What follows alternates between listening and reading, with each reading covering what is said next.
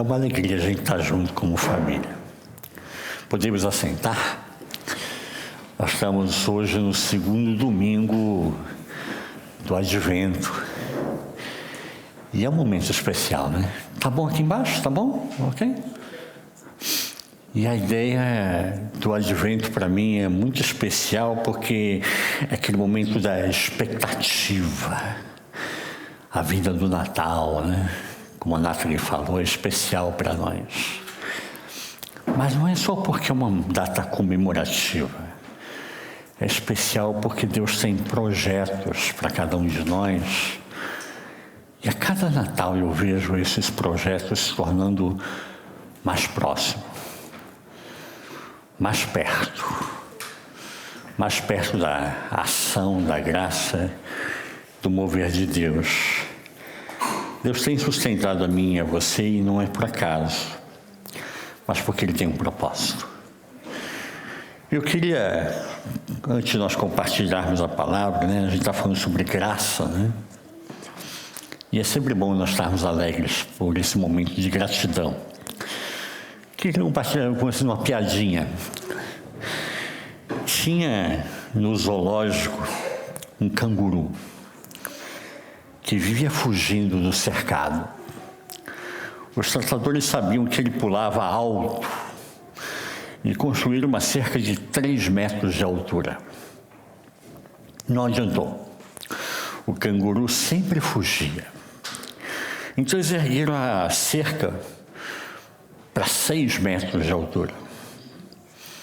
Não adiantou. Ele saiu de novo. E quando já estava em 12 metros de altura, o camelo, falando do lado, né? Hã? Que versículo da Bíblia? Ah, não, é uma piada. Ah, não, agora não é o versículo. E quando eles estavam conversando, o camelo do vizinho, né? Do recinto do lado, perguntou ao canguru: até que altura você acha que eles vão? E o canguru respondeu: eu acho que mais de 300 metros, a menos que alguém tranque o portão durante a noite. A gente tem que entender que a nossa vida tem tantas incoerências e acho que era isso que eu queria falar com vocês hoje. Nós já falamos que dar graças a Deus nos aproxima de Deus. Dar graças para Deus, Ele nos ajuda a vermos Deus dentro da nossa história. Dar graças a Deus traz paz, segurança para o nosso coração. E hoje eu queria falar que dar graças a Deus vai nos fortalecer e aprofundar a nossa fé. Darmos graça a Deus nos ajuda a aprofundarmos a nossa fé.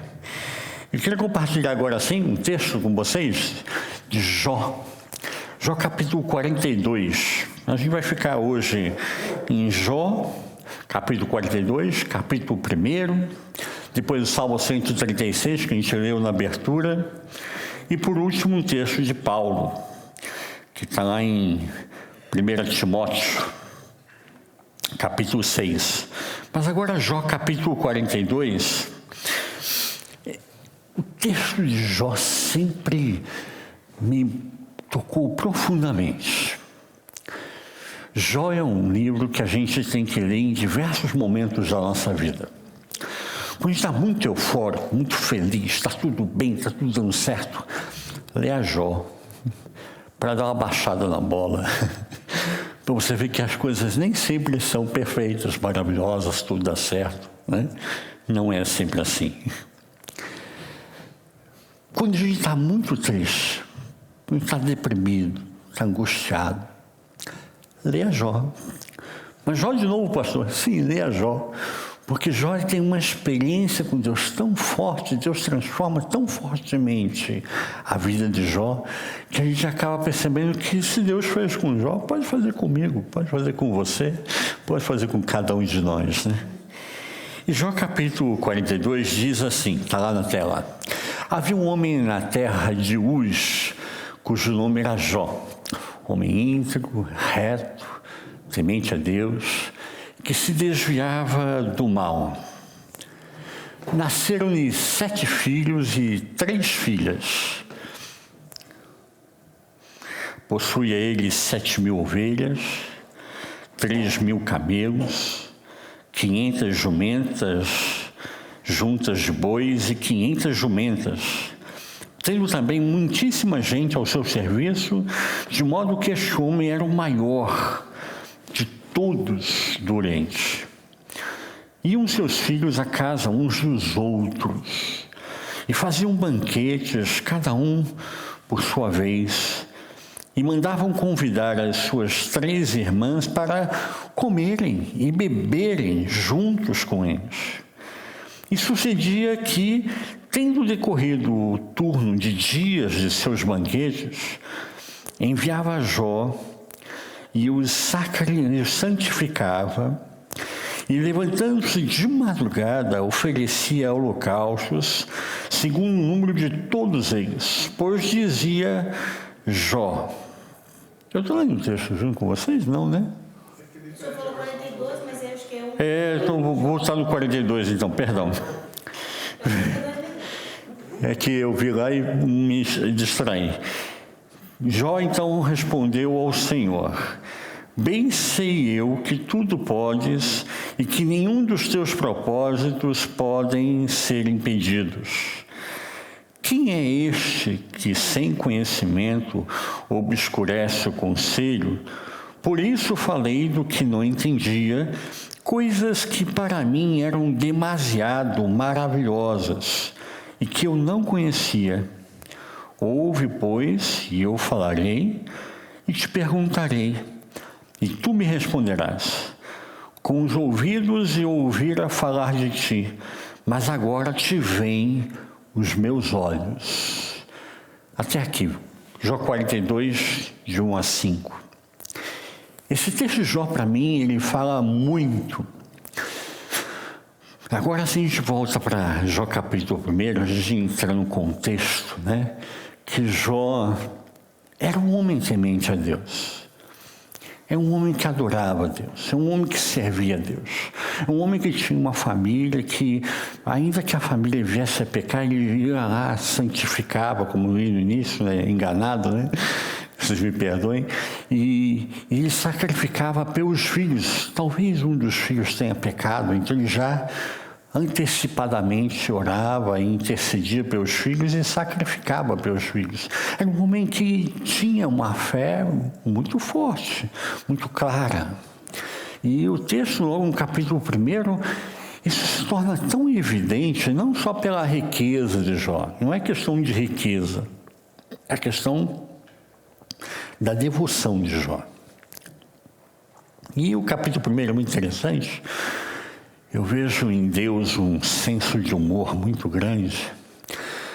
E diz o texto que houve a reunião dos príncipes, dos filhos de Deus, e quem aparece como penetra na festa. Sempre assim, né? Vem o diabo. O diabo vai lá de bicão, né? De penetra na festa, nos príncipes de Deus. A gente discutiu sobre isso bastante numa mesa redonda. Vale a pena você pensar sobre isso. Por que o diabo aparece na festa onde estão os príncipes de Deus? Mas ele apareceu lá. Mas Deus é muito bem-humorado. Você acha que ele chamou os guarda-costas, expulsou o diabo para fora? Falou, você não é bem-vindo aqui, sai para fora, sai diabo, né? Não. O que faz Deus?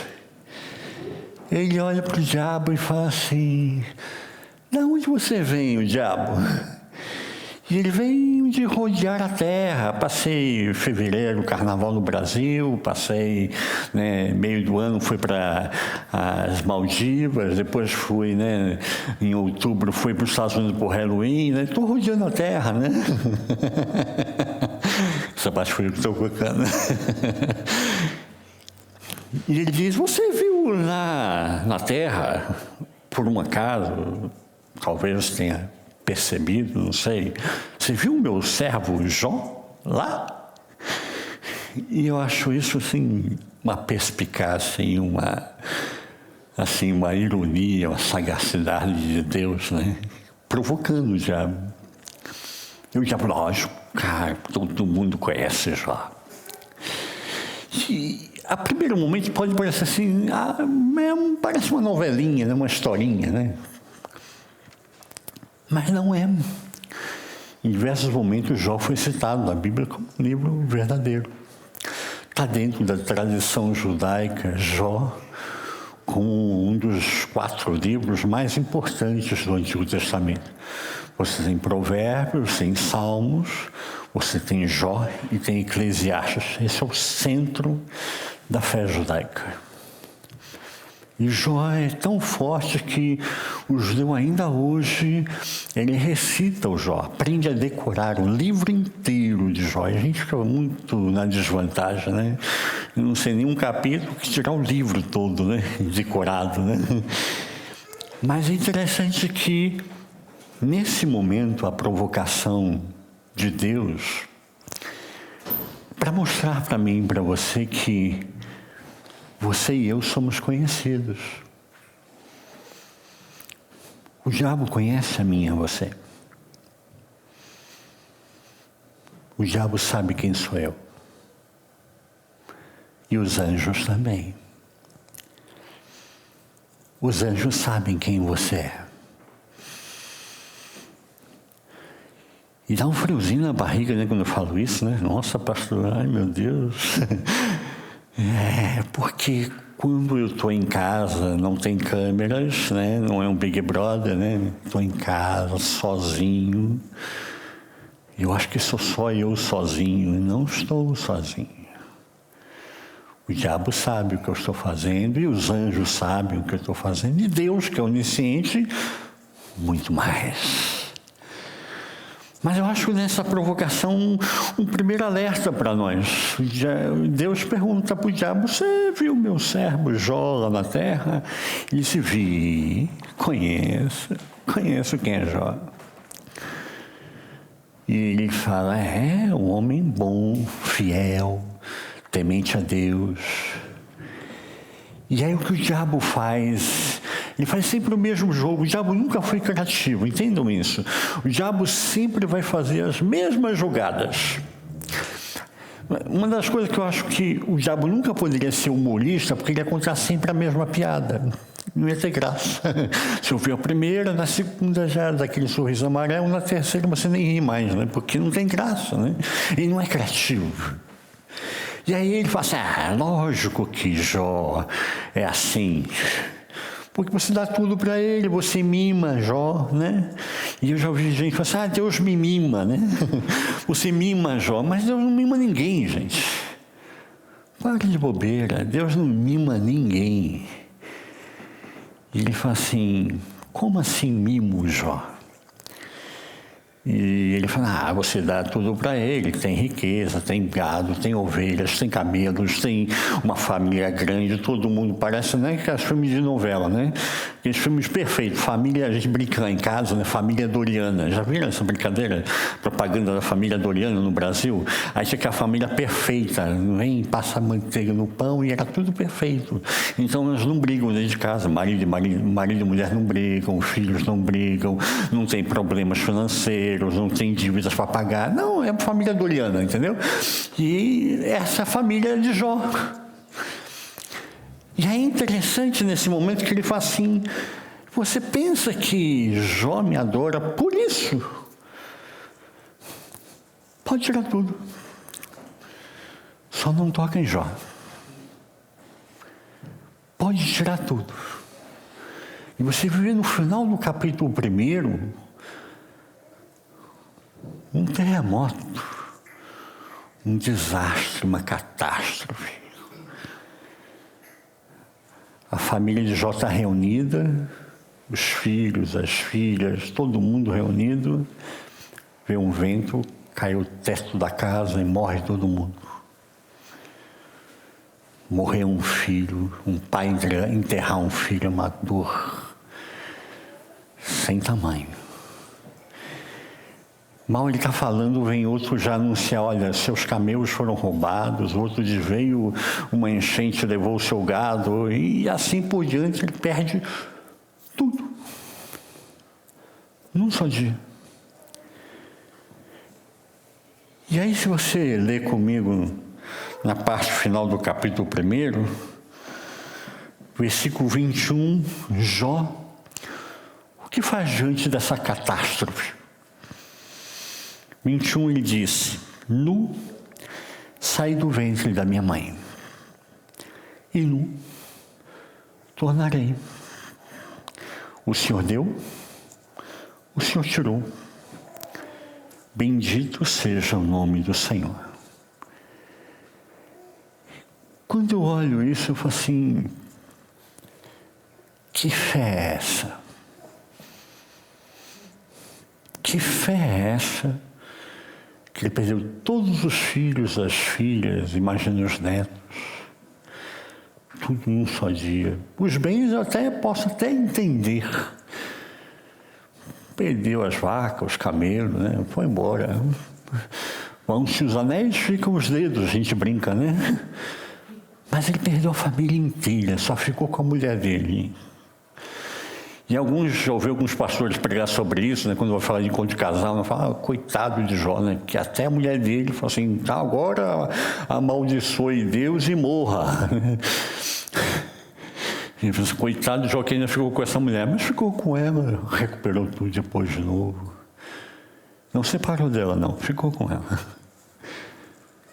E eu vejo nesse momento, que fé é essa? E aí eu volto então para o texto que eu li na abertura, 42. Jó 42, ele acaba dizendo que, versículo 5, antes eu te conhecia só de ouvir falar, mas agora os meus olhos te veem. Jó, ele conhecia Deus pelo testemunho das pessoas. Jó conhecia Deus de ouvir falar.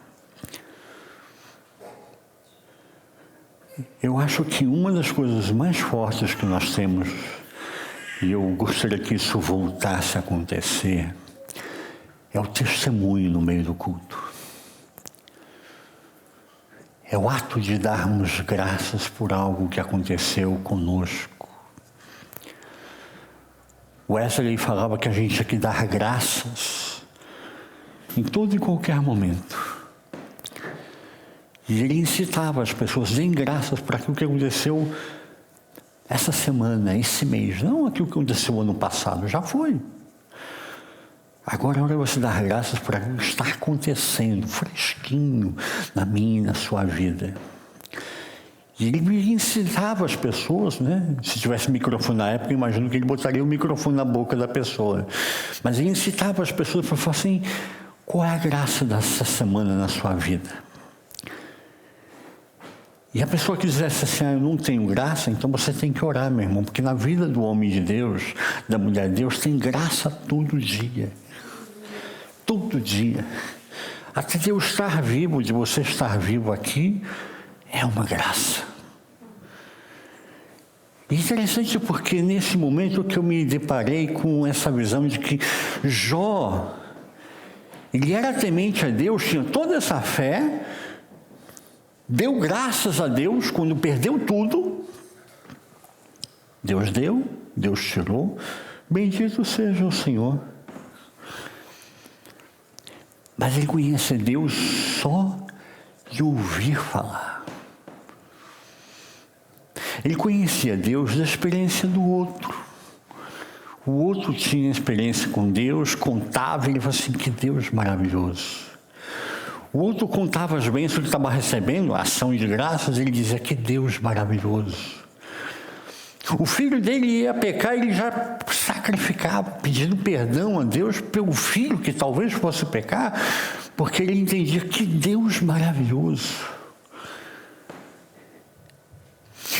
E eu acho que nesse momento o tiro do diabo sai pela culatra. Porque o diabo pensa assim: Jó conhece Deus de ouvir falar. Mas Jó não tem uma experiência pessoal com Deus. Jó não teve uma experiência forte com Deus. Então Jó não vai aguentar e vai renegar a Deus, vai blasfemar contra Deus, vai murmurar contra Deus, não vai suportar. E aí quando você chega no final do capítulo 42, que é o encerramento de tudo já, e Jó agora já tem uma recuperação na vida dele financeira, recupera os filhos, e Deus lhe dá tudo em dobro. Só a mulher não, que daí ter duas sogras vai ser complicado, né? Então só é a mesma mulher, né? O resto é tudo em dobro. E ele afirma: antes eu conhecia Deus de ouvir falar, mas agora os meus olhos o veem. E ele dá graças novamente a Deus. Aqui eu acho que é uma mudança de transformação na vida de Jó, que tem que ocorrer na minha e na sua vida também. Eu não posso conhecer a Deus de ouvir falar. Eu tenho que ter a minha experiência com Deus. Mas a experiência de Deus na vida de Jó foi tão profunda que ele perdeu tudo. E a gente começa a pensar quantas coisas a gente acaba perdendo e a gente se desespera, a gente chora, a gente entra em pânico e diz: Deus não me ama. Deus não se importa comigo. Deus não está ouvindo a minha oração. Sabe que a coisa de igreja pentecostal, na sua oração não passou do teto, né? Já ouviram isso, né? E a gente sente assim, pensa assim, age assim, e acaba entrando nessa ciranda que é um círculo maligno, demoníaco, que vai prendendo a mim e a você. E a gente começa a pensar, né? Pensa nos textos bíblicos, com Cristo no barco tudo vai bem. A gente brincava sobre isso no carro ontem, hoje, eu e a Vânia, a gente vai conversando, vai dirigindo, vai conversando, né? E com Cristo no barco tudo vai bem. Mas e quando não vai bem? E o dia que Jesus está no barco, teve a tempestade, a água entrando no barco, o pessoal chama: vai morrer, vai afundar, vão morrer todo mundo. E Jesus está dormindo. E a gente pensa, né? Com Cristo no barco tudo vai bem, não vai ter nem ventinho, não vai nem balançar o barco. Jesus está no barco, não vai ter vento, não vai balançar o barco, não fica nem enjoado, né? Que a coisa fica enjoado no barco, né? Ficou nem enjoado, porque o Cristo está no barco, não vai ter problema.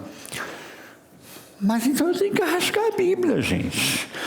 Porque Cristo estava no barco, o barco estava afundando e os próprios marujos estavam apavorados e Cristo estava no barco. E aí eu começo a pensar com vocês naquilo que a gente leu na abertura, o Salmo 136. Deem graças a Deus porque Ele é bom, né? E a sua misericórdia dura para sempre. Aí você vai lendo o Salmo e vai ficando assustado, né? Porque tem uma série de coisas no Salmo que eu olho assim: meu Deus, eu não posso dar graças porque o amor de Deus, ou porque a misericórdia de Deus, porque a graça de Deus dura para sempre diante dessa situação, desse contexto. Mas o salmista fala assim: dê graças, porque a sua misericórdia dura para sempre. E é aqueles momentos em que Jó teve que dar graças, porque a sua misericórdia dura para sempre. É aquele momento que eu e você vivemos uma incoerência brutal. A gente olha para algumas coisas que estão acontecendo na nossa vida, a gente olha assim e fala, e o que eu faço agora? E aí Deus falou assim, dê graças, porque a sua misericórdia dura para sempre. E aí, se você é uma pessoa muito racional, imagina o Jó, né? O que eu faço agora? Imagine Tomé, discípulo de Jesus. Dê graças, Tomé. E Tomé fala, não, se eu não botar a mão no buraco ali que está na mão de Jesus, e nos pés, e tem um buraco aqui do lado também, se eu não sentir o buraco lá, não é Jesus, não ressuscitou. É outra história, alguma história da carochinha aí. E a gente age assim, porque nós homens e mulheres do século XXI, a gente age assim. E a gente tem dificuldade de simplesmente dizer, tá bom, Senhor, porque a tua misericórdia dura para sempre. Quantas coisas eu e você passamos, que a gente olha e diz assim, nessa não vai dar para dar graças e dizer que a sua misericórdia dura para sempre. Mas aí eu me lembro de uma palavrinha tão curtinha, né? Chama assim, fé. E o que é fé? Fé é crer em coisas que ainda não aconteceram e que vão se cumprir. Bom, então, você ou é alienado, ou meio desmiolado, né, ausente da realidade. Você olha para algumas coisas e fala assim, e agora? E o que eu faço? Tenha fé. E é nesses momentos que a gente tem fé. A fé vai suprir um lado que a razão não pode me suprir. Porque a minha razão é sempre contábil. 1 mais 1 dá 2, 2 mais 2 dá 4, 4 mais 4 dá 8, 8 mais 8, 16 e assim por diante. Certo? Não. A realidade não é essa. Na realidade, 8 mais 8 às vezes dá menos 4. Às vezes dá 2, às vezes dá 20. Uau, mas como é isso? Não sei. A realidade tem as suas incoerências, tem as suas distopias, tem as suas incoerências. Mas é interessante nesse texto porque ele diz, no final de tudo, que ele agora não conhece mais a Deus de ouvir falar, mas porque os seus olhos o veem. Jó passou por uma situação tão difícil, mas nessa situação difícil ele encontrou Deus. E esse é o exercício da fé. Não é encontrar Deus quando tudo vai bem, né? No Cristo, estando no barco, tudo vai muito bem. Aqui a música é para as crianças, né? A Carla conhece, a Vânia conhece. Mas às vezes não vai muito bem. E quando não vai muito bem, o que a gente faz? Tem fé. Aí é que eu preciso ter fé. Porque tem horas que não vai tudo bem. Tem horas que eu penso que o barco vai afundar. E aqui me chama a atenção uma questão importante, que Jó precisou ter essa transformação na sua vida.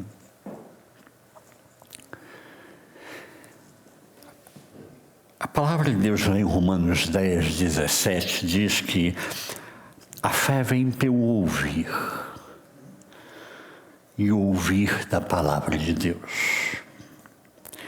Em uma outra tradução aparece assim, consequentemente, a fé vem por se ouvir a mensagem. E a mensagem é ouvida mediante a palavra de Cristo.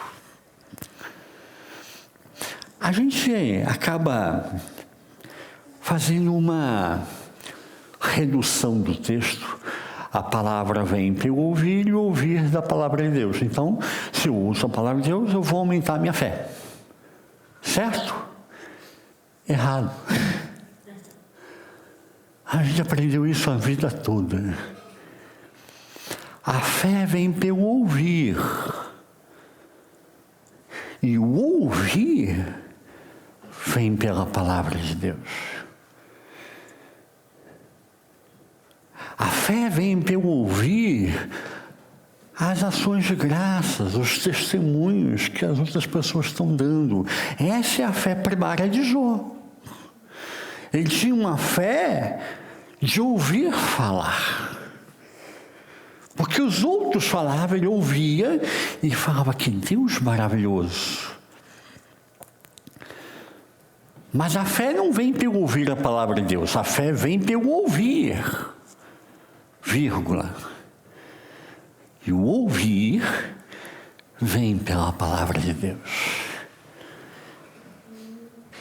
À medida que eu vou me aproximando da palavra de Deus, vou lendo a palavra, vou introjetando essa palavra, e essa palavra vai deixando de ser uma palavra teórica para ser uma palavra real na minha vida, então eu passo a melhorar a minha audição.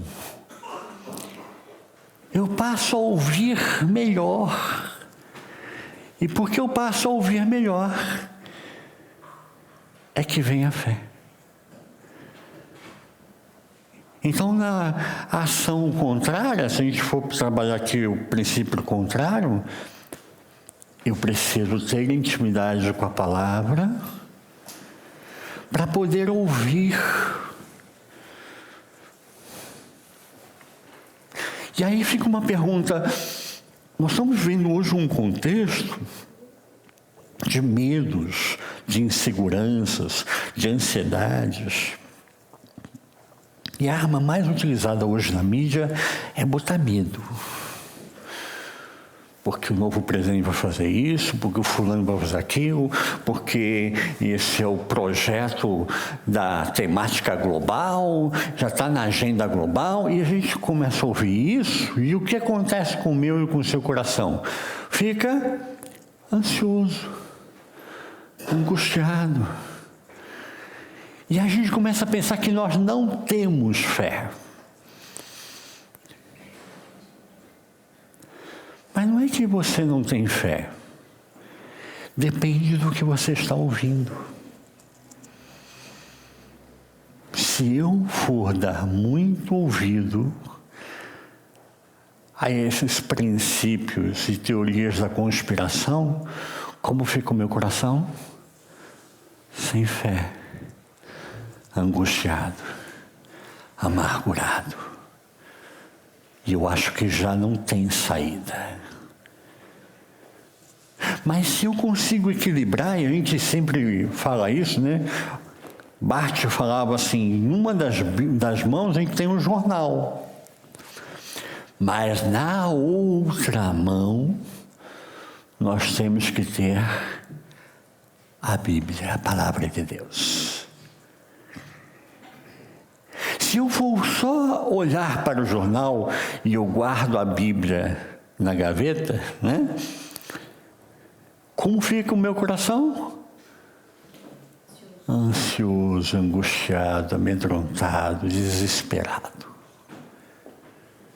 Se eu esqueço o jornal, vou só ler a Bíblia. Pastor, agora, hoje em diante, eu não vou mais ler jornal, só vou ler a Bíblia. Tem gente que está fazendo isso. Eu já vi pastores pentecostais que fazem. Não leia mais jornal, não ouça mais jornal. Não ligue mais a televisão, só para ver filme. E aí como é que eu fico? Alienado. Ausente. Não sei nem quem é o nome do presidente dos Estados Unidos, percebe? Também não é bom. O que eu preciso ter? Numa das mãos o jornal, mas na outra, a Bíblia, a palavra de Deus. E fazer esse equilíbrio entre os dois. O equilíbrio vai me dar saúde emocional, física e espiritual. Portanto, eu olho para esse texto de Jó e eu penso, Antes eu conhecia Deus de ouvir falar, mas agora os meus olhos te veem. A fé de Jó foi transformada porque ele teve a experiência pessoal dele com Deus. Eu acho que é importante o momento do testemunho.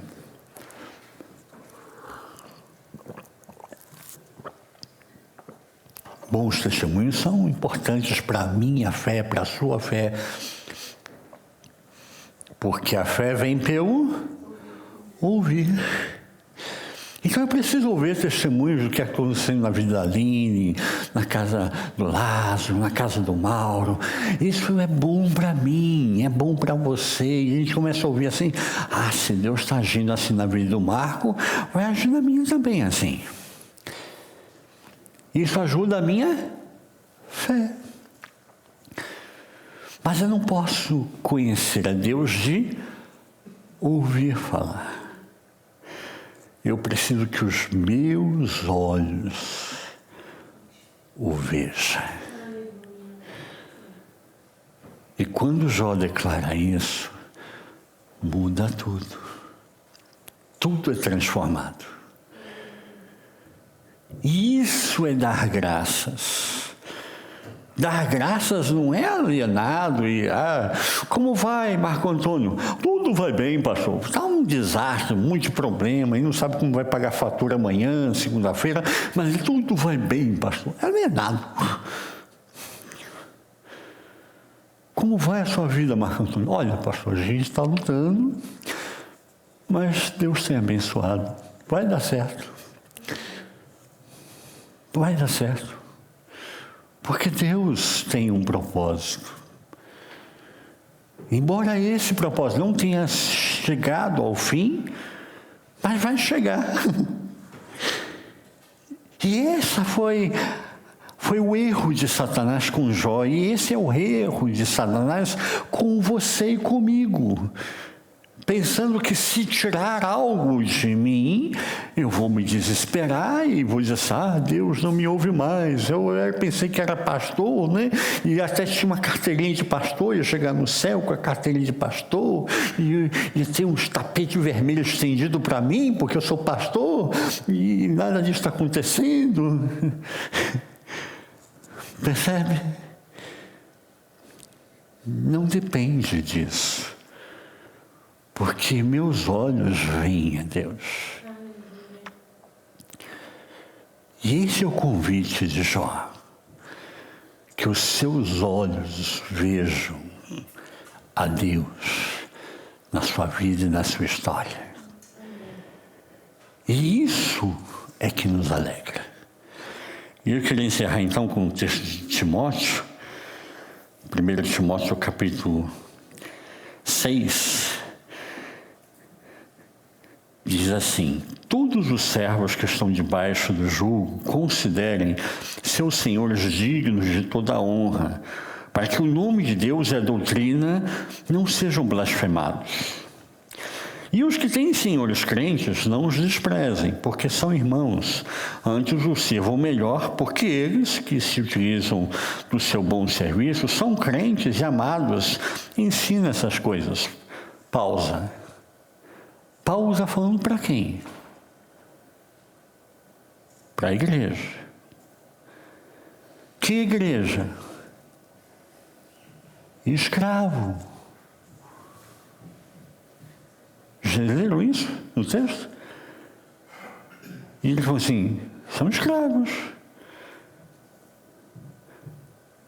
E ele continua então dizendo, se alguém ensina outra doutrina diversa e não se conforma com as sãs palavras de nosso Senhor Jesus Cristo e com a doutrina que é segundo a piedade, é soberbo e nada sabe, mas delira acerca das questões e contendas de palavras, das quais nascem invejas, porfias, injúrias, suspeitas, maliciosas, disputas de homens corruptos de entendimento e privados da verdade, cuidando que a piedade é fonte de lucro. Com quem Paulo está falando agora? Com quem não é igreja. Mas o primeiro ele fala assim, escravo crente e dono de escravo crente. Depois ele fala escravo crente e dono de escravo não crente. Estão acompanhando? A gente lê o texto, às vezes, não percebe isso. 1 Timóteo, capítulo 6. 6, agora até o 8. De fato, é grande fonte de lucro a piedade com o conhecimento, porque nada trouxe para este mundo e nada podemos daqui levar. Tendo, porém, alimento e vestuário, o que se vestir, né? Estaremos contentes com isso. Estejamos contentes. O que Paulo está falando aqui para a gente? Que tem senhor de escravo que não é legal. E tem senhor de escravo que é crente. É legal. Bom, pastor, legal não é, porque é escravidão, né? Mas ele diz, tem senhores diferentes. Tem situações diferentes. Tem coisas que são justas e coisas que são injustas. Mas o que ele diz para nós? Tendo, porém, alimento e vestuário, estaremos contentes. Você acha que Paulo era alienado? O cara é doutor na lei. Falava o hebraico, o grego, o aramaico. Era considerado o sucessor de Gamaliel, o maior rabino da época. E aí eu pergunto de novo, você acha que Paulo era alienado? Que Paulo não sabia que a escravidão é uma coisa horrível, absurda. Mas Paulo fala assim, olha, vamos fazer a abolição da escravatura. Ele diz isso? Não, porque a lei não permitia. Então, às vezes, a lei diz uma coisa que não é justa. Mas não é porque a lei diz uma coisa que não é justa, é que eu vou me desesperar. Paulo está ensinando para mim e para você a darmos graças. Se eu não consigo dar graças pelo que eu tenho, eu sempre ansio que me falta aquilo. Quando eu tiver aquilo, eu não vou dar graças. Porque eu sempre vou ansiar algo que eu ainda não tenho. E essa é a ciranda que a sociedade põe nas nossas costas. Que eu sempre tenho algo que eu não tenho. Mas a minha felicidade, eu dar graças, depende de algo que eu não tenho ou de algo que eu tenho. E aí entra a fé. A fé me ensina a me aproximar de Deus e agradecer. A fé me mostra que tem coisas que eu não tenho, mas não quer dizer que eu não vou ter.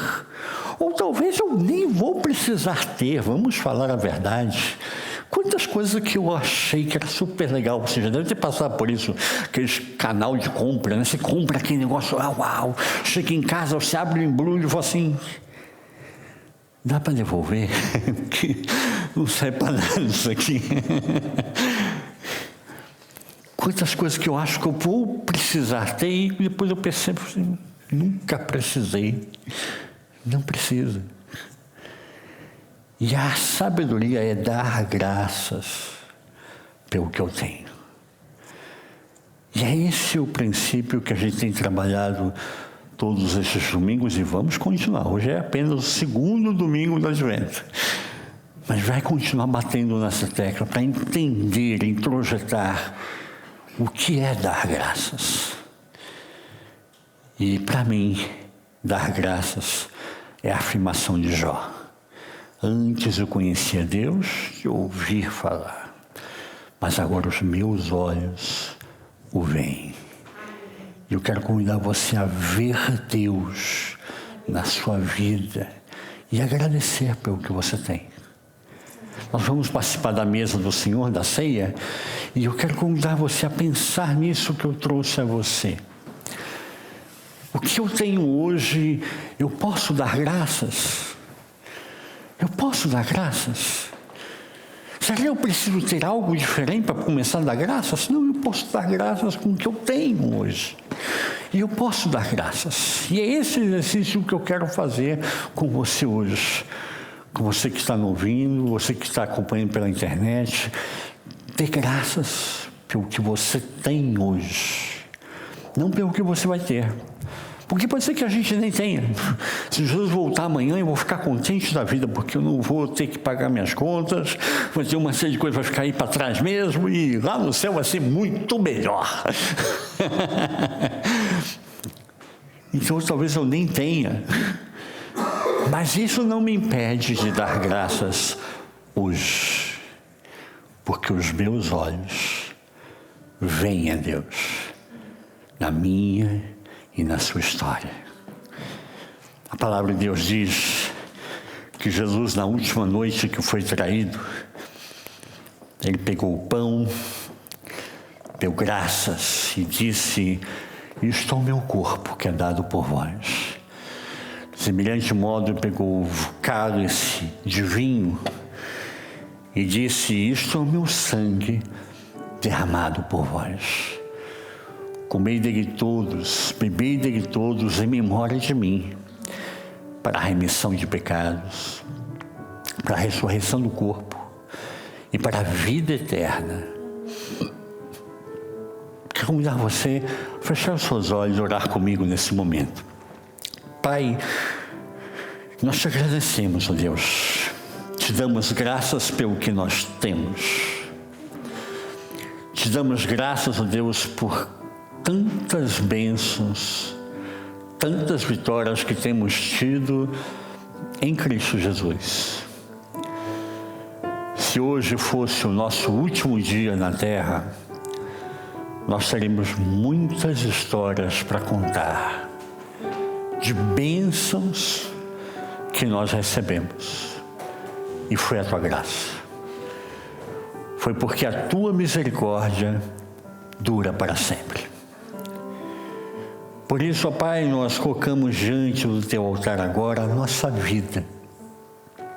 Trazemos no nosso coração a paixão de Cristo Jesus, que morreu no meu lugar, que sofreu na cruz pelos meus pecados e que levou sobre si a minha iniquidade, a minha enfermidade, o castigo que me traz a paz hoje estava sobre ele na cruz do Calvário.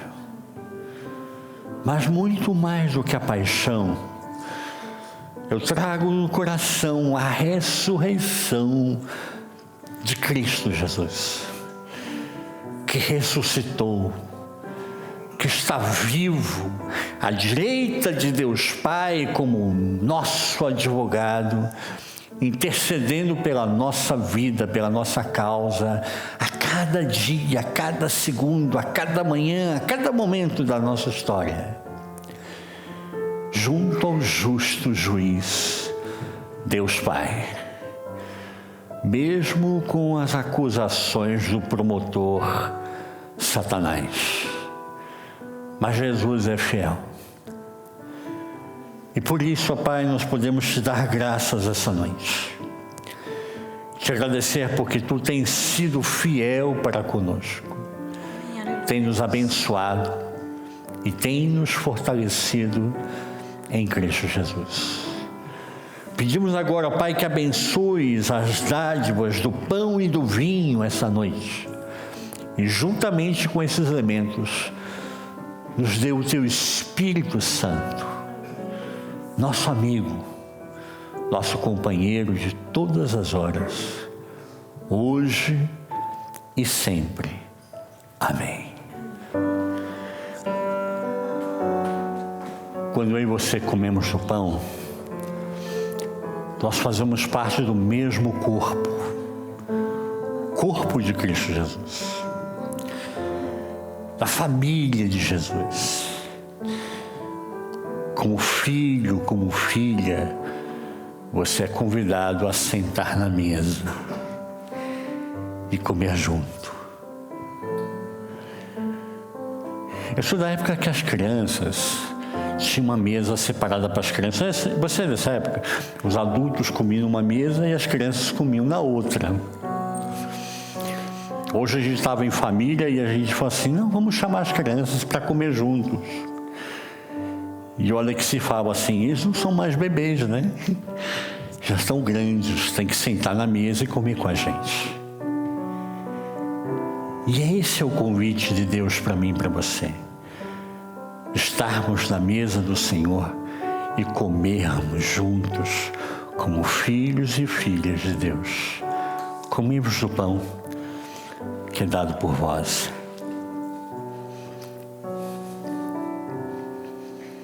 Semelhante modo, Jesus ergueu o cálice e disse, isto é o meu sangue. Sangue derramado na cruz do Calvário, da remissão de pecados. Não depende de mim, não depende de você. É a graça de Deus. É a graça de Deus que traz remissão ao meu e ao seu pecado. É o amor de Deus que nos levanta, nos restaura e nos fortalece. E entender isso é libertador, porque é o sangue do Cordeiro que nos purifica de todo pecado. Bebei-vos do sangue do Cordeiro que nos purifica os pecados de todos nós.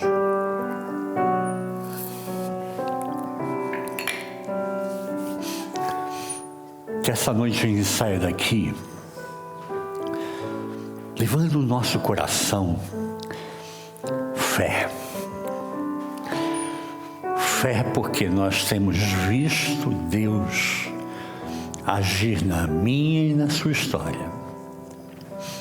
E toda vez que o diabo falar para você, mas você perdeu isso.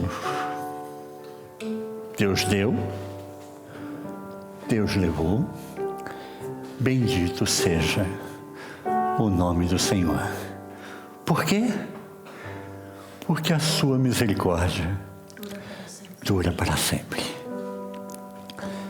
Eu estou debaixo dessa misericórdia, você está debaixo dessa misericórdia. Todos nós estamos debaixo dessa mesma misericórdia. E somos filhos e filhas do Altíssimo. Que Deus te abençoe. Então, uma boa semana com Cristo Jesus. Ative o seu firewall. Combata o medo.